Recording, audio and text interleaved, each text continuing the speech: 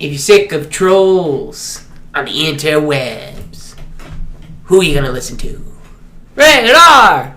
Good morning, Vietnam! You are a toy! My sons were better men. She wouldn't even harm a fly. I am serious. And don't call me Shirley. Busting into theaters about a week ago. You like that? No. Working on it for like 5 minutes. So welcome to Rated R for Review, Ghostbusters. As always, He's Mike. and he's not Bankman. This movie had a lot of controversy around it. Yeah, the time leading up to it was kind of a roller coaster of people getting upset and people trying to defend it and all this weird emotion around the movie. A lot of people were bitching for the wrong reasons. A lot of people were bitching for the right reasons. Right. What were you thinking after that weird kind of trailer campaign? To be honest, it's one of the worst marketing campaigns I've ever seen for a movie. I remember after that first trailer, people were like, what are they doing? It's still the most disliked trailer or video on YouTube. Yeah, I think it's a couple billion? Maybe, or a couple million? Billion? Couple million? Yeah, really? I meant to say million. Really? Fuck you. It just happened to do better than any PewDiePie video ever. Yeah, I mean, I remember watching the first trailer and not laughing at one line. Right. And it just didn't bode well. And I was really looking forward to it when they announced it. I mean, we've talked about it before. I said the cast is fucking great. No reason why this movie should be bad, especially with Paul Feig at the helm. Mm-hmm. And I love Kristen Wiig. Yeah, Kristen Wiig is great. I love Kristen Wiig. I just remember leading up to the film, everyone was like, this is going to ruin the originals. This is going to be the downfall of Ghostbusters, which Ghostbusters 2 would have done that if it was possible. But this one... You didn't like Ghostbusters 2? Did you? I fucking love Ghostbusters 2. What about Ghostbusters 2 did you like? Everything, to be honest. I liked the villain in the painting because he scared the fuck out of me as a kid. Like, the way he just sits there and grins and then his face slowly changes. Just the painting is what... No, I mean, the ooze, in like the river flowing and the... Kind of reminded me of the Blob as a kid. How about... And I am a defender of Ghostbusters 2. The scariest fucking scene Ghostbusters has ever done is in number 2, and it's when they're walking through the subway, and all of a sudden just heads on pikes are everywhere around them. Yeah. That was fucking terrifying. When did you... Because that came out before we were born, so how old were you? Did it? Yeah. When did it come out? Do we have to look this up? Yeah, let's fact check. I believe it came out the same year as Michael Keaton's Batman. Yeah? Yeah, in 89. Yeah, so before we were born. Well, I mean, 4 years. Wait. Math is fun. 3? You can do it. There you go. 3. There you go. Hey, but, I review movies. Yeah. Not crunch numbers. No, you don't do basic math? I don't math good.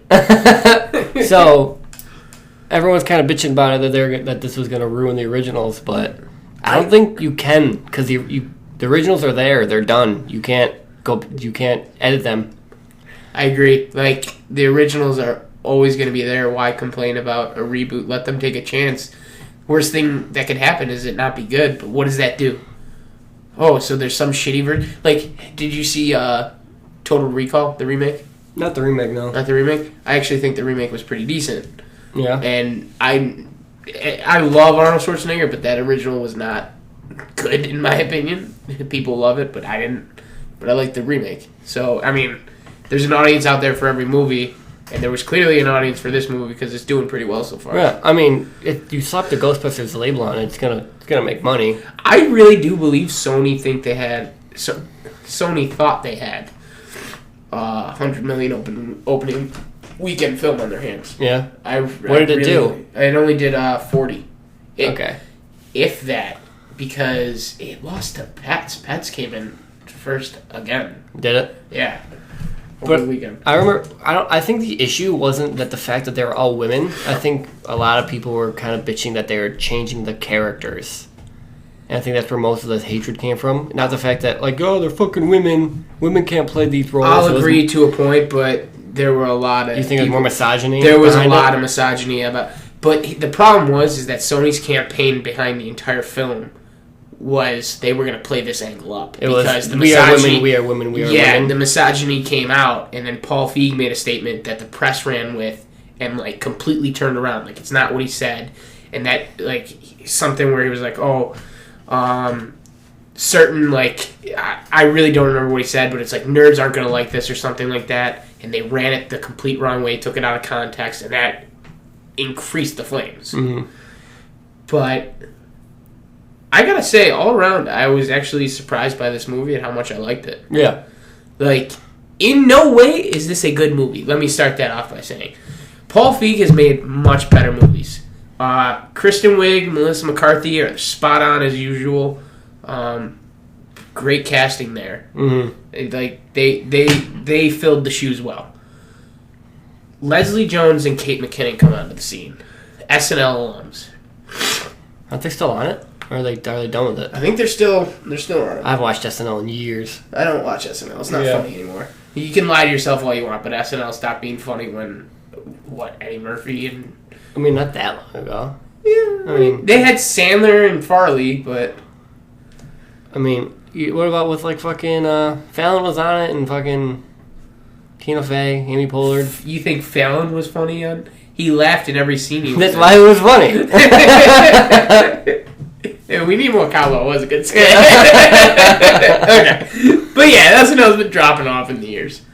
But to me, the biggest breakout in this movie was Leslie Jones. Yeah, I remember you and I walking out and just she has the most memorable lines for me at least. Did you hear all the stuff around like the racist comments and shit like that? People making racist comments about towards her? her? Yeah. How so? This dude, someone on YouTube, Yawil or something like that. No, seriously, it's a really hard name to pronounce. Uh-huh. But he lost his job because he was like making racist comments towards her. Really? And I don't get how you could, because she was the best. And in general, I don't get how you could, but she was the best part of this movie. And I think they drew attention to her being black. What one joke with her jumping off the stage? Yeah, one time. And beside that was the only. She was the most normal character in this movie. Yeah, she was just your. She wasn't She was a stupid. security guard. She wasn't extremely intelligent, but she was intelligent. Well, she played the street smart. Yeah, the street smart. Yeah, the where she street smart understood New Yorker. Yeah. And, like, I mean, even showing her background knowledge on buildings and stuff like that showed how smart she really was. Uh-huh. What'd you think of hashtag my Hemsworth? I didn't like his character, but then I kind of rewatched it in my head and kind of thought about it. I thought I kind of liked him. He kind of grew on me afterwards. About the fourth time, Hemsworth, they just really pushed the fact that he's stupid. They did kind of beat a dead horse, yes. But I thought it was kind of cool. The South Park episode where Jared's just randomly beating a horse for its death. Yeah. Like, we get that he's stupid, but I appreciated seeing that character. Like, I liked Thor being dumb. Like, I'm so used to seeing him as Thor. It was kind of cool seeing him as a different character. Yeah. I actually wanted them to go further with it. I would have loved to see them, like, have the Ghost take over Leslie Jones and, like, him and... That was... Okay. One thing this movie does well, all the scenes you didn't like in the trailer are funny in the movie. Uh-huh. Why, like, again, back to terrible freaking marketing, the jokes in context are so much better. Mm-hmm. And they worked. That whole, the power of Patty compels you, was one of the biggest turnoffs for me in the trailer. I'm like, God, she's just going to be loud and obnoxious. She wasn't. That was one of the funniest fucking scenes. I remember the theater laughing, and she's just smacking the shit out of her, and she's like, "I'm good, stop." But yeah, Hemsworth had a bunch of funny moments at the end with the sandwich. Little help. Bites it. But I was kind of bummed that they cut out.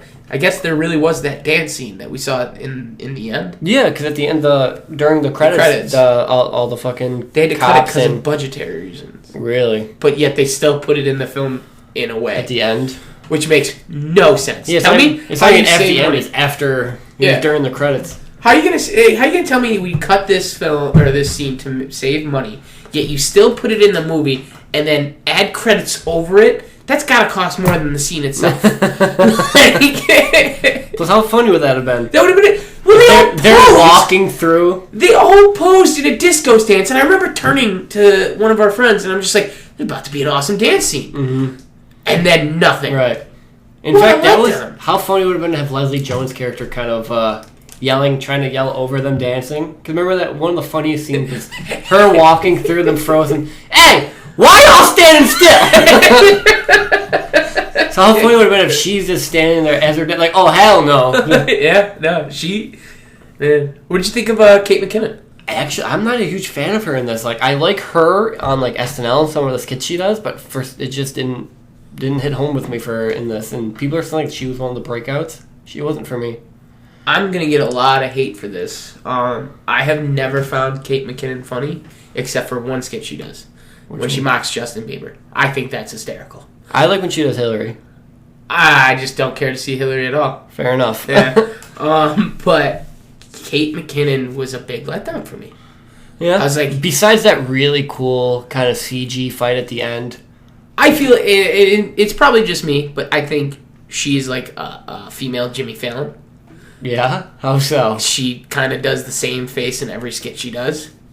Okay. You know that, yeah, look at the camera. You know what I'm talking about, though, right? Yeah. And she does that look 1,000 different times the same way in this movie. She is the only person in this movie who is a character. Yeah. She's not a person, other than Hemsworth. Hemsworth is a character. But yeah, she was just a little too weird, to be honest. Like, anytime she did one of... And she had some jokes that were funny. Don't get me wrong, I laughed a lot because of Kate McKinnon. Mm-hmm. I can't say I don't like her, but she just didn't work. She pulled me out of the movie, and then thankfully Leslie Jones would pull me back in. Yeah, no. Yeah. Yeah? Yeah. Yeah. I mean, we already kind of covered it, but what was your biggest low point for the film? Well, I don't think we covered my biggest low point, which was the villain. The villain was kind of... He was weak really sauce. Weak. Yeah. He was really weak. Not just weak, obnoxiously annoying. Like, It's that... You know people like this exist, and it's the people you just don't ever want to speak to, and you have to sit there and listen to them. I think the biggest thing for me, too, the trailers gave it away. That's why I think my biggest pet peeve with trailers is when you tell what happens. In the He story. wasn't in the trailers once, though.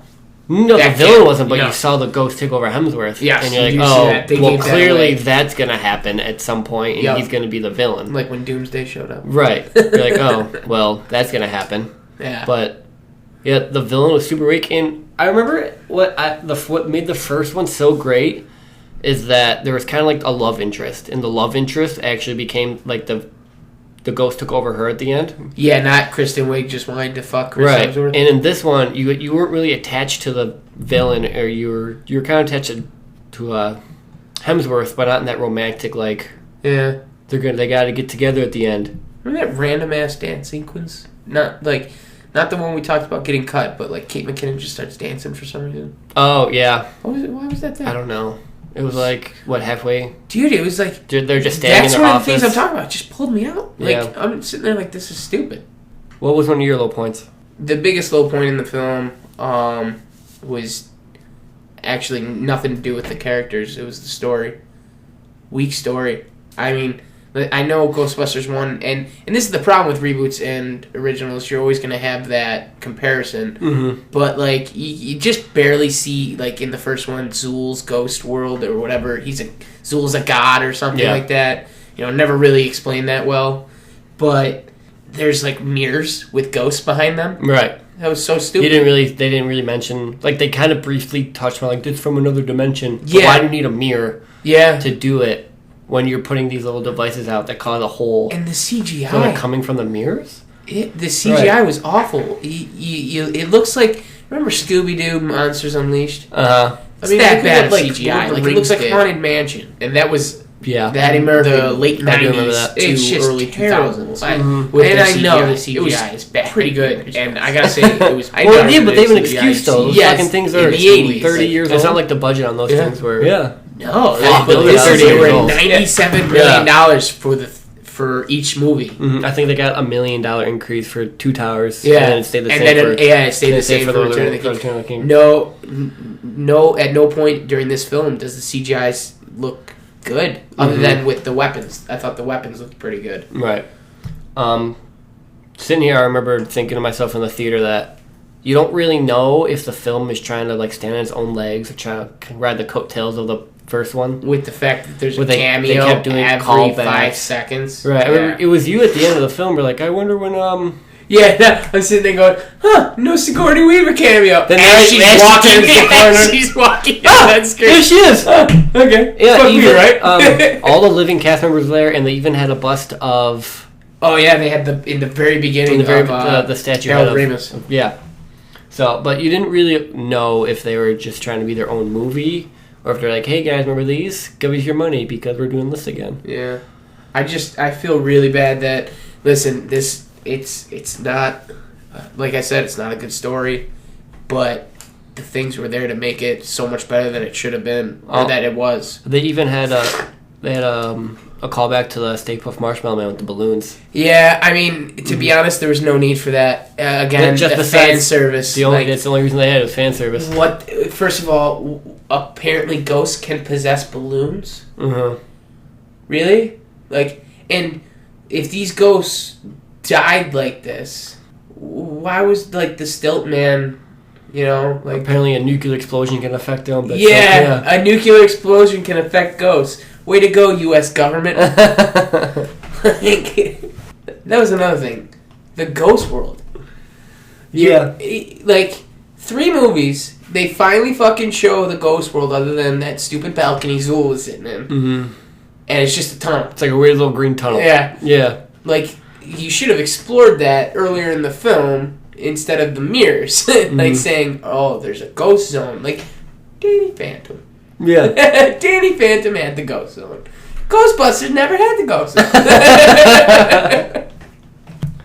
But with that said, there are still some pretty funny things about it. Yeah, I don't want to rag on it too hard because I did enjoy I this movie. enjoyed the hell out of it. It's just there was a couple of those little was things we said. Again, there was right. too much bad, but there was also a lot of good. But I found the funniest part of the movie was when they had nothing to do with the storyline. It was when just 2 characters going back and forth. That was the funniest part for me. Even when Leslie Jones was just yelling at stuff. Yeah. That was hysterical. How about it had nothing to do with Higgins cameo? He was the dean of the professor. Higgins from the show. Yeah. He was the dean of the professor. He's just flicking Melissa McCarthy off in all those different ways. Right, that has nothing to do with the story. Nothing to do with it whatsoever. Just Higgins shows up. But yeah, I really liked the comedy. Again, Paul Feig, you know how to write comedy. A big budget action thriller, I guess. That's kind of that's another problem with that. I have to go back to it. You didn't know if it was they were trying to scare you or if it was trying to be a comedy. It wasn't trying to scare you. At no point. Right, in that but film, besides the beginning when the very first ghost you see walks up the stairs. Yeah. You're like, oh, this could be kind of scary, but that was the only. But then you see it's how cartoony it is because of its CGI. Right. And then they go into the subway tunnel. It's all dark, and the guy's a prisoner, and kind of he's shooting off electricity. Yeah. You're like, oh, this is going to be a scary thing, or is it going to be more of an action comedy? Yeah. Again, the CGI too bright. Yeah. I mean, I think we might actually hate this movie. We just keep talking shit about it. I know. Listen. Okay, you know what? I'll say it. Fuck you, trolls. I hate this movie. But it's funny. Yeah. It's funny, but it was a shit film. It would be better if it wasn't a Ghostbusters film. If those 4 were doing something else besides slapping the label of Ghostbusters on it, if they literally named it anything else, it would have been better. But see, though, that's the thing. Would it have been okay if the original 2 didn't exist? Maybe. That's a good question. Yeah, and that's why I didn't want to rush to saying I didn't like this movie, but bless you. Thank you. Need a tissue? Maybe, but I think I'll be okay. Okay. Thank you. So yeah. It's okay, people. So, you're right. If the original 2 weren't made, we might be looking at this a little differently. It's like if they tried to recast Back to the Future. Watch yourself. Marty McFly, you just can't do it. It's like an unwritten rule, but they tried it. Taron Egerton as Marty McFly. Patrick Stewart as Doc Brown. I think we were behind something here. I know. And then, who could we get to play his dad? Bill Murray. Wait. Bill Murray? I just want Bill Murray and everything. You know what? He was a low point. Well, yeah. Oh, yeah. The cameos were fucking awful. I like the. I mean, I like Ernie. Is his name Ernie Hudson? I like Keith David. Ernie Hudson. I don't know where you got that from. I was gonna say I like Dan Aykroyd. Keith Davidson. Keith Davids. The black guy. The black guy. Just the black guy. Yeah, no, the owner of the Hertz. Yeah, that was funny. But I mean, Dan Aykroyd's was awful. What do you mean? I liked him. Really? Yeah. You like the fact that he ghost. just. You like the fact that he just. These are only Class 5 apparitions. I think I don't drive to Chinatown. I think if they would have brought more attention to it, like, how does he know that? Yeah. That was a little off. But I don't know. I just thought it was funny. I ain't scared of no ghost. Bill Murray's random camera appearance was funny, but then they brought him in to a scene, and they should have cut that and not the dance scene. Yeah, ruined it.